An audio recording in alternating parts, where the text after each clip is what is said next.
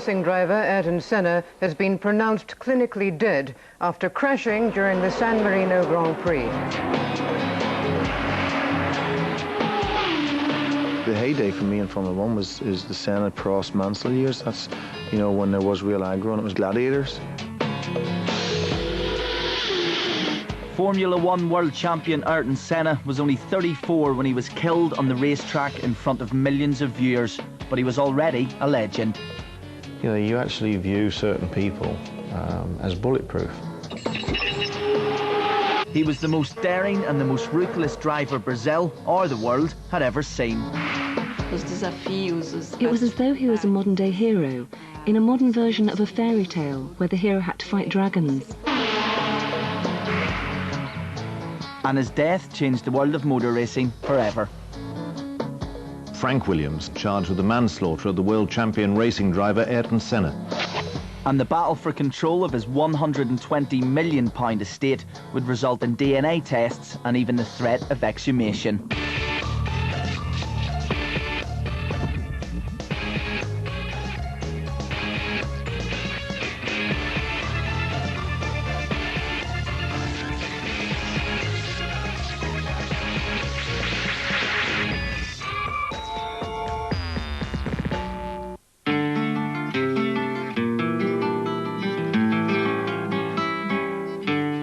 When Ayrton Senna's body was returned to Brazil for his funeral in 1994, the government declared 3 days of official mourning. More than 1 million people packed the streets in the most extraordinary outpouring of grief Brazil had ever seen. Senna was not mortal for us. You could not imagine Senna dying. Senna was a hero. Heroes don't die. But Senna died.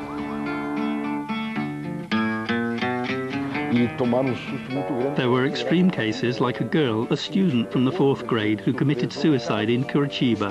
She killed herself saying the world without Ayrton Senna no longer interested her and that she'd gone to meet him. People's reactions were incredible. And Brazil became an orphan of Ayrton Senna.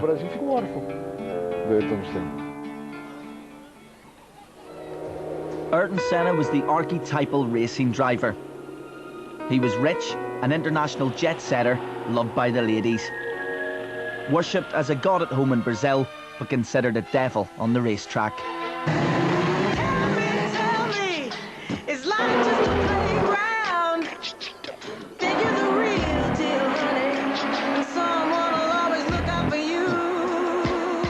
Fantástica nós tivemos. It's possible to say that Ayrton Senna had a kind of split personality. On the one side you had Ayrton, who was sensitive, loving, sweet, poetic, romantic, wise and careful. On the other hand there was Senna, who was explosive. Senna was very nervous, very agitated, stressed, bad-tempered. He was often compromised and challenged. I think Ayrton suffered a lot in the hands of Senna. There is a duplicity between Ayrton the man and Ayrton the hero. It's as if he was part of a myth, a legendary tale. Each race was portrayed as though he was a warrior who, instead of a horse, rode his car, confronting challenges, difficulties, great dangers, and much more. What are the emotions that you feel in a racing car? The desire to go faster and faster all the time, the desire to be ahead, to be the fastest, and to be successful, and to win, of course, not only races but the championship. Racing had been in Senna's blood ever since he was a small boy. He was given his first go-kart at the age of 4. He drove through the ranks of Formula Ford, then to Formula 3, and when he was 24, Formula 1. Ayrton Senna was the son of a very rich man, so he didn't actually have to do any of this at all. But something inside him burned like an all-consuming fire that got bigger and bigger as the years went on. He wanted to be world champion in motor racing. Senna challenging for that second place, and he's taken it. Oh my goodness, this is fantastic! And Senna has won. Senna crosses the line before he gets there. Ayrton Senna wins. The rewards for success in Formula One are greater than almost any other walk of life. Look at Michael Schumacher, who is allegedly paid about £50 million a year. Look at Bernie Ecclestone, who is allegedly worth about £2 or £3 billion. So the rewards for success are enormous, not just in monetary terms, but in adulation terms. The penalties for failure are even greater.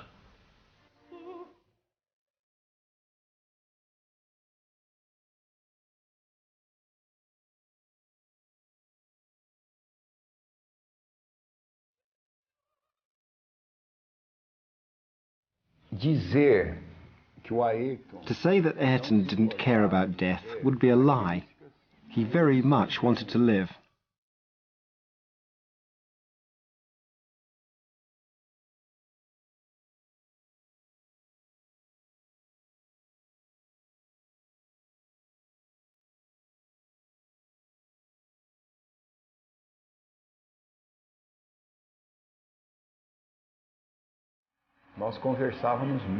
We talked about it a lot, but this dispute between Ayrton and Senna, this dichotomy, was all too often very clear, especially when he spoke to me about the thing he feared the most, the possibility of death. You can be gone, just in a fraction of a second. So you realize that you're nobody.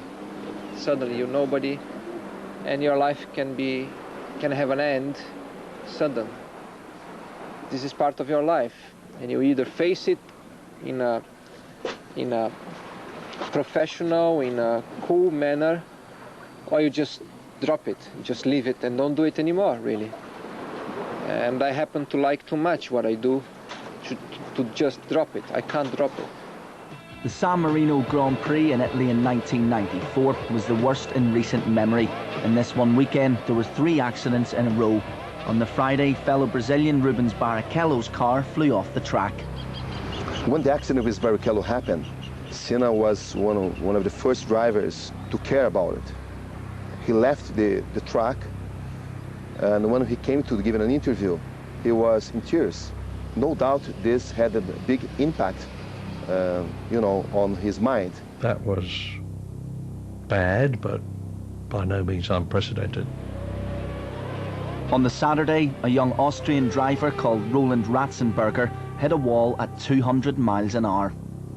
I remember seeing Ratzi coming by me very slowly. He was obviously going to try for a qualifying lap, and it was. I remember feeling a bit weird, and then he went down down a long straight, which has a bit of a curve, and I can't remember what it's called now. And then the red flags went immediately, and I thought, geez, something's definitely happened. So I ran down, and as soon as I seen it, it was obvious there was no way anyone could, survive that.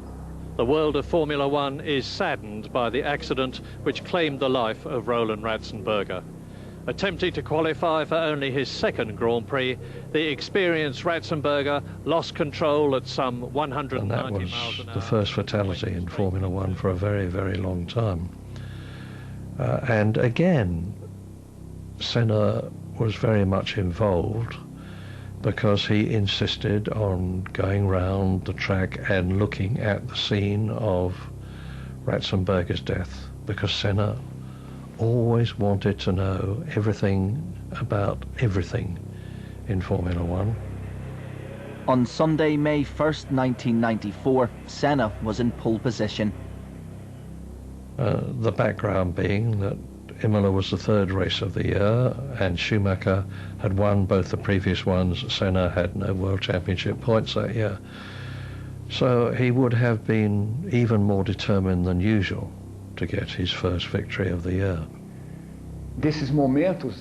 Later, watching the tape of those moments before the race, it was clear to me that it was as if there was a fight between the two sides of him, Ayrton and Senna. As if Ayrton said, "Senna, let's forget it. Let's go back to Brazil. Forget it. Everything's going wrong in this race. Rubens went out straight, he flew into the fence. Your friend died. Don't race, everything's weird. I have a bad feeling." But Senna would say, "I have to, especially today. It's Labor Day. I'm a professional. I have to do it." I'll never forget that Ayrton Senna started the tradition of doing a lap holding a Brazilian flag. That day he had a very small flag in the left pocket of his overall, only it wasn't Brazilian, it was an Austrian flag. He wanted to pay tribute to Roland Ratzenberger if he won.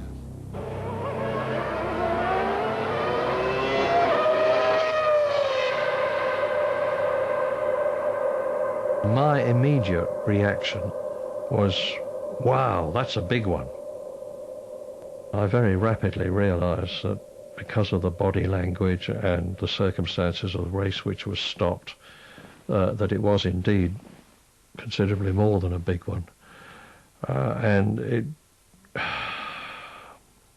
This is a news that I would never like to announce. Ayrton Senna is dead. We got the news that he was in hospital and that his heart had stopped beating. It was at this moment that I realized there was nothing more I could do, because till then I had thought there might be a chance and we would have to find a way of keeping him alive.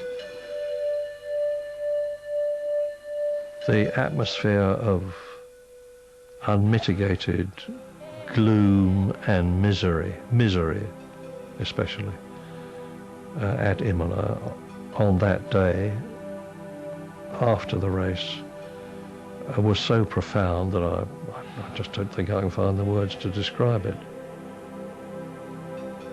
Even as they mourned, Senna's devastated family began to think about how to protect his £120 million fortune. They immediately took control of his estate, his lucrative merchandising businesses and image rights. So as you can see, we try to keep everything here, catalogued and organised, so that people can come and visit and see everything that was part of his career. Here are the 3 medals from the World Championships, 1988, the second in 1990, and then the third in 1991.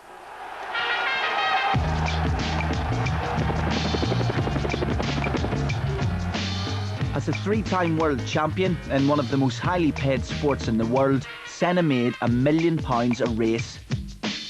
But even while he was racing, he set up business ventures to ensure the money would keep pouring in, even after he'd hung up his helmet.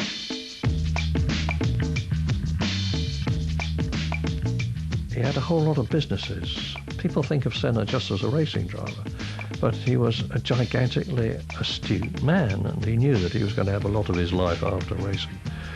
And he was taking care to build up a business empire. The Senna brand, characterised by the double S logo, is stamped on a wide range of goods. He'd even established his own children's TV cartoon character, Senninha. Ei, peraí, não acabei ainda não, Senninha. Vocês viram? Acabei arrumando com o Pedro também, vive correndo.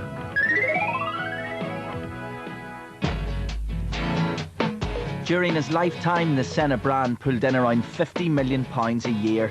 He even created his own range of motorbikes and speedboats.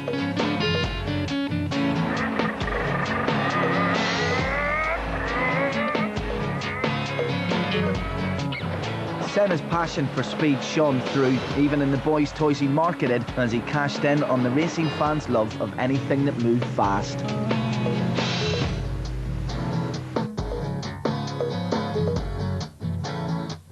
But although he was at the top of the most dangerous sport in the world, he didn't leave a will.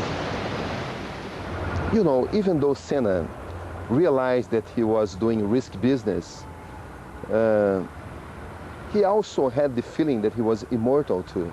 He wouldn't accept the idea that the machine would beat him, that some kind of failure would beat him. So he would never think about leaving, you know, everything organized for after his death.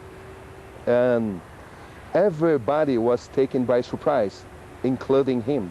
In Brazil, there does not exist the culture of a last testament or the idea of being prepared for death, which no doubt will happen one day, but death isn't on the horizon. Perhaps it's the standard of living which is so different to that in Europe or America, where people's basic needs are met. Here in Brazil, every day you have to kill a lion.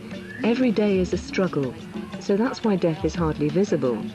And Ayrton, being a good Brazilian, had no intention of dying so young. Didn't enter his mind. With no will, Senna's 120 million estate, plus 50 million a year from the marketing and branding ventures, would automatically go to his parents, sister and brother.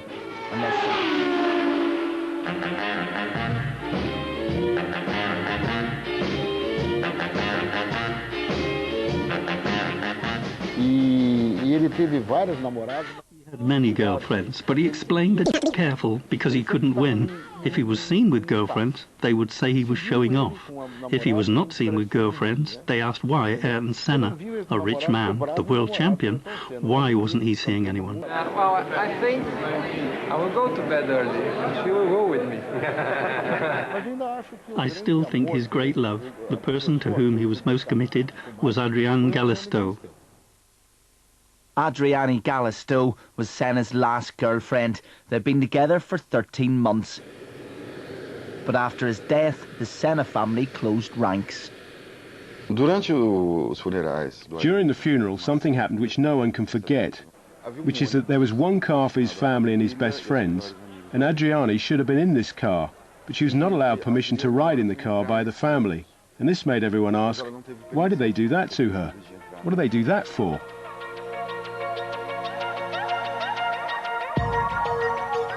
Instead, the family gave the role of official girlfriend to one of Senna's former lovers, the Brazilian TV star Xuxa Meneghel. Xuxa Meneghel was Brazil's equivalent of Kylie Minogue. She's one of the most famous women in Brazil, the sexiest, the most desirable, and one of the richest women in showbiz. The family would have loved things to have worked out with Xuxa. For them, she was the ideal daughter-in-law. I don't know why. She wouldn't have been my mother's choice. Xuxa was not only wealthy, but extremely successful in her own right. Adriane, on the other hand, had been a struggling model from the wrong side of town when she first met Ayrton.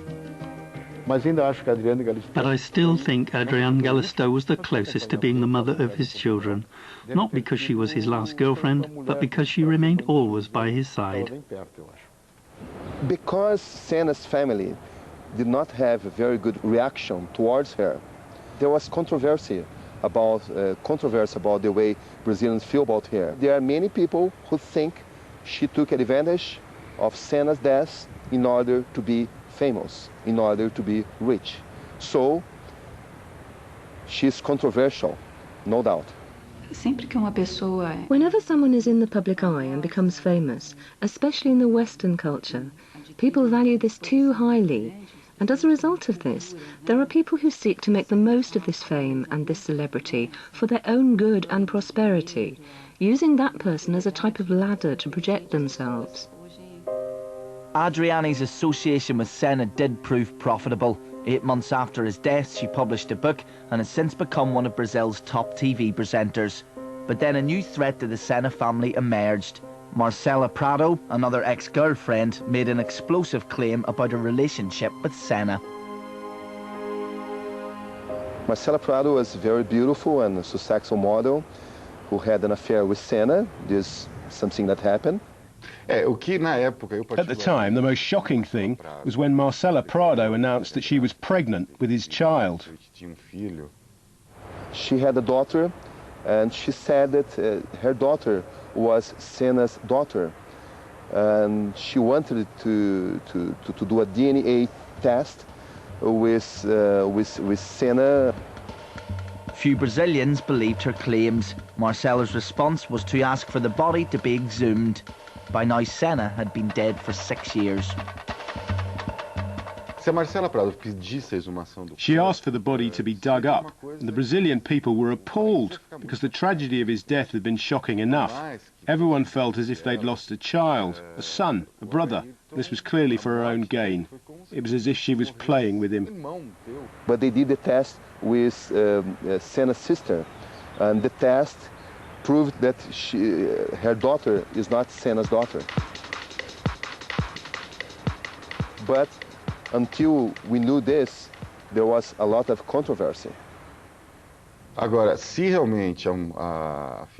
If her child had been Ayrton's heir, this would have been big news at the time. People understood that if it really was his child, then she'd be inheriting a lot of money. She'd be one of the richest people in the world. This is a characteristic which human beings have always had and always will have. And we need to understand that this is part of the dark side of man. We need to handle this side of us with care. We have always had to do that in all situations that have involved this trait, particularly as a family. We don't want Ayrton's image to be used for personal gain. Ayrton's image still brings his family over £100 million a year. They're now worth at least £200 million. One of the ways the money's been spent is on a project Senna had begun during his lifetime. He said he had this plan of doing something, using some of the resources he had with the licensing company he had, and to invest some part of these resources with Senninha character to social projects for children. He already knew he wanted to do this for children. He asked me to think about how to realize this dream he had, and we talked about finalizing the plan when he came back to Brazil.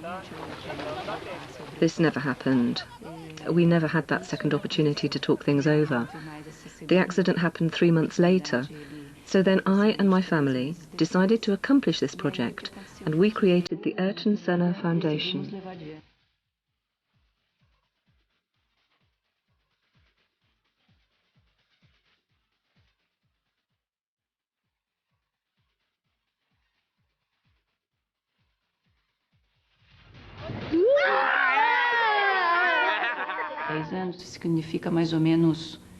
This equals more or less around $30 million towards implementation of projects throughout Brazil, helping around 2.5 million children throughout the country. An Italian judge has cleared the Formula One team manager, Frank Williams, of manslaughter. 9 years after his death, Senna continues to haunt the Williams team who built his car. In spite of 2 previous acquittals, next year Williams will again be charged with manslaughter by the Italian authorities who claim the car's steering column failed. The prosecutor apparently has the right to have another go, and he's, I believe, having another go, which seems to me to be a shocking indictment of the Italian judicial system. Because whilst I can understand that if somebody is murdered or killed in a road accident, a court of inquiry and somebody being made responsible is in order, it seems to me ludicrous to apply the same thinking and the same thought to a sport where the possibility of death is ever present. The relationship between our family and Williams is very good. I think it is totally unhelpful and pointless to look for someone to blame. It happened, and nothing can change that. It doesn't change our relationship with the people at Formula One, or Ayrton's. After that horrific weekend in Italy in 1994, the San Marino circuit was modified and stricter safety regulations were brought in for Formula One cars and all racetracks. Like anything in life, I think there's a terrible overreaction at times. We lost a lot of our great circuits. A lot of the circuits were changed, which didn't need to be changed. Some of the fantastic and most challenging corners in the world disappeared and were replaced by Mickey Mouse chicanes, second gear chicanes. The heyday for me in Formula One is the Senna, Prost, Mansell years. That's, you know, when there was real aggro and it was gladiators. Now it's not, you know, it's too clean, and it's getting cleaner and cleaner, and the manufacturers want to clean it up totally, and that's when we turn the TV off. I don't agree with some of the regulations, I've got to be honest, because it was so exciting to drive with Ayrton, Alan, Nelson Piquet and a load of others, and we all did crazy things to one another at times, but my goodness, it was exciting. The laid-back image Senna cultivated belied a man who would stop at nothing to protect his position at the top of his sport. Senna was completely obsessive about winning. Nothing else mattered. Second was the first of the losers as far as he was concerned. and he was never happy unless he was winning, and he did everything, and I mean everything, that he possibly could to ensure that he won. I think focus is an excellent quality. Ayrton was a very focused person, focused on racing, focused on winning, and on realising his potential. It was one of the strongest characteristics about him. But for other drivers, this ruthlessness meant get out of the way or face the consequences. Damon Hill and Senna were battling away, and Senna had lapped Irvine. And protocol in Grand Prix racing demands that the big boys, especially when they lap you, have the track to themselves and you get out of the way. And Mr. Irvine wasn't like that. Eddie Irvine was the new Johnny-come-lately upstart Irish driver with the Jordan team. Mr. Irvine decided to go past the mighty Ayrton Senna and unlap him. And Mr. Senna did not like that at all. Senna was in the team with Gerhard Berger at the time, and Gerhard wound people up whenever he could, so he'd given Ayrton a few drinks, and Senna did not normally drink. Snaps. But he'd had a couple of schnapps. And Gerhard said, "You're not going to let Irvine get away with that, are you?" And he wound Senna up, who marched off down to the Jordan pit. He set off to find Eddie Irvine to explain the facts of life to him. Latins aren't very good at holding their liquor. And Eddie takes no prisoners whatsoever. You know, you never challenge a racing driver, really, and you never challenge an Irishman even more, because we won't back down. I didn't back down, I just kept being calm, and the thing is, I wouldn't show him that I was annoyed, which really annoyed him, because he was really annoyed, and he was trying to get me wind up, and I refused to get wind up, because I know that would wind him up more. So I just sat there, no, that's not correct, and he just lost it, and he swung at me, and I leaned back to get out of the way of the punch, and I fell off the table. Yeah, well, I mean, I had a problem with Ayrton at Spa when I was driving for Williams, and he pushed me off at almost 200 miles an hour. The bad mistake by Ayrton Senna there. And we had a coming together and a communication problem in the pits afterwards. So I know what those situations are like firsthand.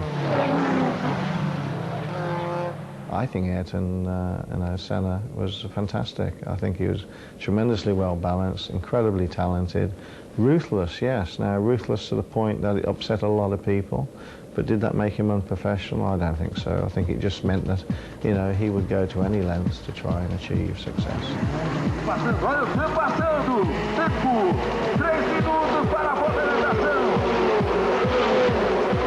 Ayrton Senna is a hero. Senna was the best racer of the century. Ayrton Senna is a national hero. Senna, for me, it was a legend. The way he did the things, his determination, it's amazing. He's undoubtedly one of the greatest of all time. He's undoubtedly the most charismatic, mystical, unique personality in motor racing, in my experience. Formula One with Senna was magic, fantasy, big show. Formula One without Senna is a good race, but only a race. And Can't Take It With You returns in the new year.